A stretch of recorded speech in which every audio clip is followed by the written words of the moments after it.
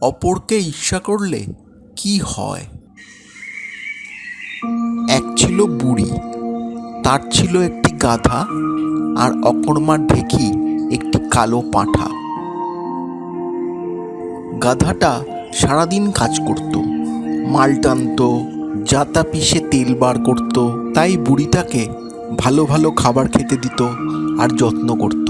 ছাগল দূর থেকে সেসব দেখত আর গাধার প্রতি ঈর্ষা বোধ করত।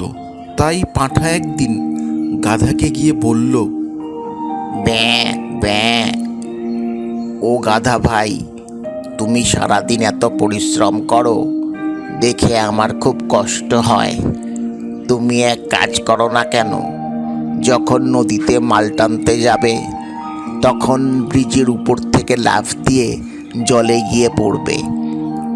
এতে ভয় পেয়ে বুড়ি তোমাকে কিছুদিন বিশ্রাম দেবে। পাঁঠার কথা শুনে বোকা গাধা সত্যি সত্যি ব্রিজের উপর থেকে লাফ দিল। আর এতে সে প্রাণে না মরলেও শরীরে আঘাত পেল প্রচুর। বুড়ি তখন এক চিকিৎসককে ডেকে আনলো গাধাটার চিকিৎসা করবার জন্য। গাধাকে দেখে চিকিৎসক বলল, এই গাধাকে ঠিক করতে গেলে একটি কালো পাঁঠার রক্তে ওষুধ মিশিয়ে তাই দিয়ে গাধাকে চান করাতে হবে, তবেই গাধা ঠিক হবে। চিকিৎসকের কথা শুনে বুড়ি তার বাড়ির পাঁঠাটিকে একেবারে জবাই করে ফেলল। বন্ধুরা, গল্পটা ভালো লেগে থাকলে একটা লাইক দিয়ে দিও আর চ্যানেলটা সাবস্ক্রাইব করে দিও প্লিজ।